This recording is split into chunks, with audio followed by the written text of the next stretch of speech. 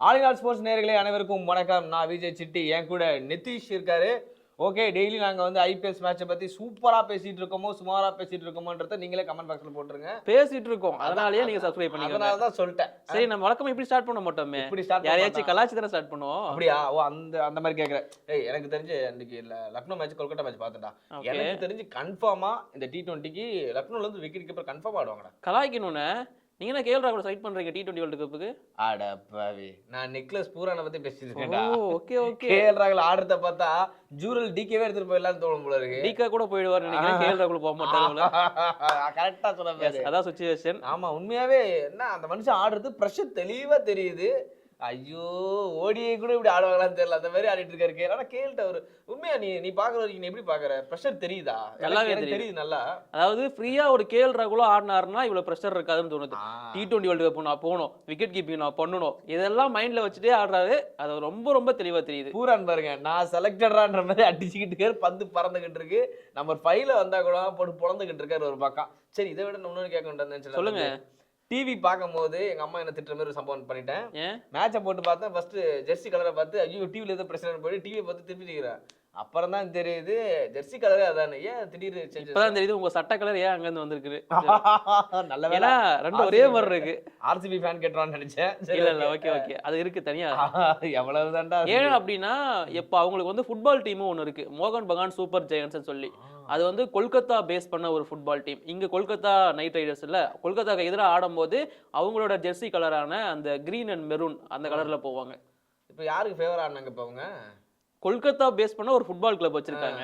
But அவங்களுக்கு எதிராக ஆடும்போது ஒரு இதுக்காக, பாசத்துக்காக, அந்த பாசத்தின் அடிப்படையில நீங்க லக்னோ வந்து மேட்சை விட்டுருக்காங்க. இது வரைக்கும் லக்னோ வந்து தோத்ததே கிடையாது கொல்கத்தா கூட. இன்னைக்கு தோத்துருக்காங்கன்னா இல்ல, அந்த பாசத்துக்கு முன்னாடியுமே இருந்திருக்கா. ஆமா, ஒரே ஒரு வித்தியாசம் என்னன்னா கம்பீர் இங்க இருந்தாரு, பங்க போயிட்டாரு, இவ்வளவுதான் வித்தியாசம்.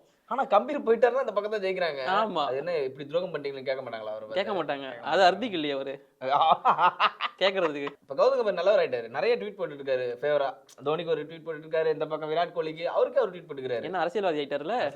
இப்ப ஃபுல் டைம் கிரிக்கெட் தானே சொல்லிட்டு இருக்காரு. இல்ல, அதுவும் இருக்கு ஒரு பக்கம். ஆஹா, நான் எந்த ஜாப் பண்ணாலும் கௌதம் கம்பீர் லெஜெண்ட் தான், உண்மையாவே லெஜெண்ட் தான். சரி, ஆனா ஒரு விஷயம் பாத்தீங்களா, மேட்ச் ஸ்டார்ட்ல இருந்து சால்ட், கொல்கத்தாவோட சால்ட் வந்து கொஞ்சம் அதிகமா போட்டாருன்னு நினைக்கிறேன். சால்ட் 90 ஸ்கோர் சும்மா பொளந்துட்டாரு, 90 கிட்ட அடிச்சாரு. சால்ட்டுக்கு கேச்சஸ் எல்லாம் மிஸ் ஆச்சு ஆரம்பத்திலேயே. சமார் ஜோசப்போட என்ட்ரி இன்னைக்கு நல்லாவே இருந்துச்சு. பாவம் புதுசா வந்ததுனால அந்த நோ பால்ஸ் வைடு வந்து நிறைய போயிருச்சு. அது சால்ட்டுக்கு வந்து பெரிய உத்வேகத்தை கொடுத்துருச்சு. அப்ப கிறிஸ்டான ஒருத்தங்கிற மாதிரி அடிக்க ஆரம்பிச்சாரு, கொண்டு போயிட்டாரு. இடி மாதிரி இருந்துச்சு. லாஸ்டா அவதான் பினிஷிங் பண்ணி கொடுத்தா நம்ம பார்க்க முடிஞ்சது. சால்ட் கொஞ்சம் அதிகம். கொல்கட்டால ஒரு விஷயம், சூப்பரான விஷயம் நடந்திருக்கு. செகண்ட் விக்கெட்டோட பார்ட்னர்ஷிப் 112 ரன் பிளஸ் அடிச்சிருக்காங்க. இது வந்து கொல்கட்டாவில ஃபர்ஸ்ட் டைம் ஹிஸ்டரியிலே நடக்குது. அந்த அளவுக்கு ஒரு பெரிய ஹை ஸ்கோரா இவங்க அடிச்சிருக்காங்க.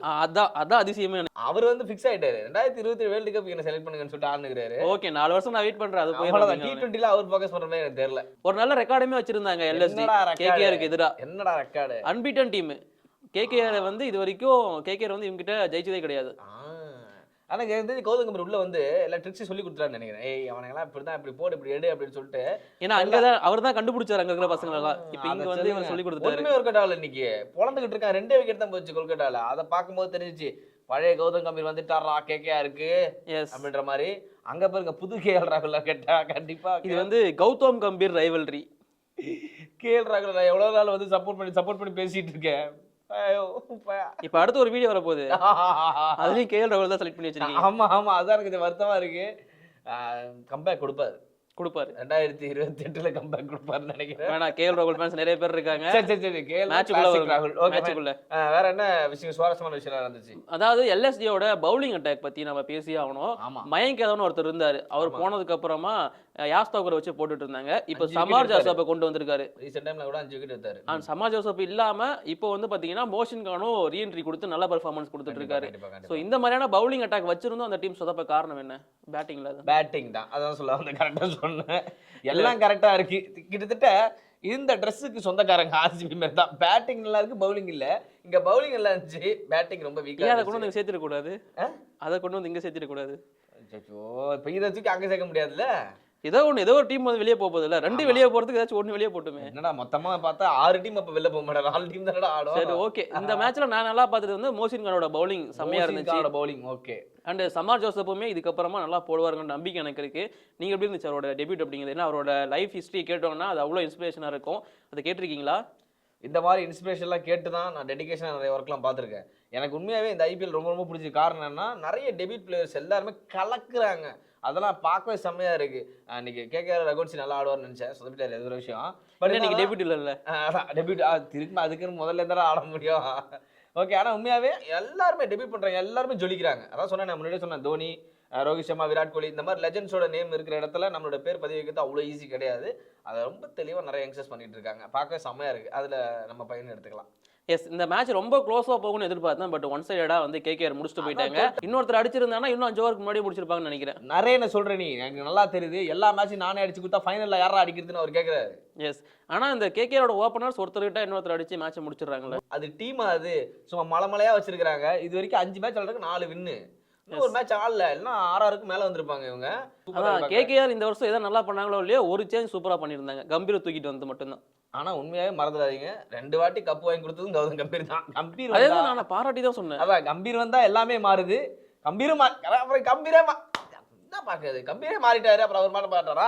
சோ நீங்க மேட்ச் நீங்க எப்படி எக்ஸ்பெக்ட் பண்ணீங்க, எப்படி முடிஞ்சிருந்துச்சு? நான் நேத்தியே உன்கிட்ட சொன்னேன், கொல்கட்டா வர்சஸ் லக்னோ மேட்ச் கண்டிப்பா ஒன் சைடா தான்டா போவோம். எனக்கு தெரிஞ்சு கேகேஆர் அடிச்சிருவாங்கன்னு சொன்னா அதே மாதிரி அடிச்சாங்களா? நான் க்ளோஸ் கேமா போகும்னு சொன்ன நடக்கல. அடுத்த மேட்ச் நீங்க வந்து க்ளோஸா போக 16 ஓவர்ல முடிச்சிட்டாங்கப்பா. 16 ஓவர்ல முடிச்சிட்டாங்கப்பா. 11 ஓவரும் முடியல, அதுக்குள்ள முடிச்சிட்டாங்க. அவ்வளவுதான். அப்ப பாத்துக்க. அப்ப எஸ், ஏன்னா கேகேஆர் கிட்ட வந்து பேட்டிங் மட்டும் இல்ல, பவுலிங்குமே நல்லா வச்சிருக்காங்க. முக்கியமா அந்த spin duo, mystery duo, Narine and Varun Chakravarthy சம்பவம் செய்யறாங்க. அந்த ஹர்ஷித் ராணாவோட கண்ட்ரோல் இருக்கு, எல்லாமே சூப்பரா இருக்கு. ஸ்டார்க் வந்துட்டார் 24 கோடி பொழைச்சிரும். சூப்பர் சூப்பர், பரவாயில்ல. 24 கோடி ஃபைனல்ல அது காப்பாத்துங்க அப்படிங்கறார் ஷாருக் கான். அதான் கம்பீர் சொல்லியிருந்தாரு. சோ ஸ்டார்க் வந்து எப்பவுமே லெஜெண்டரி பிளேயர் தான், நாங்க குறைச்சு மதிப்பிடவே மாட்டோம், ஏதாச்சும் ஒரு மேட்ச் எங்களை அடிச்சு கொடுப்பாரு, அது போதும் அப்படின்னு. அவ்வளவுதான். ஆனா ஒரு பவுலருங்கிறத மறந்துட்டு பேசிட்டு இருக்காரு.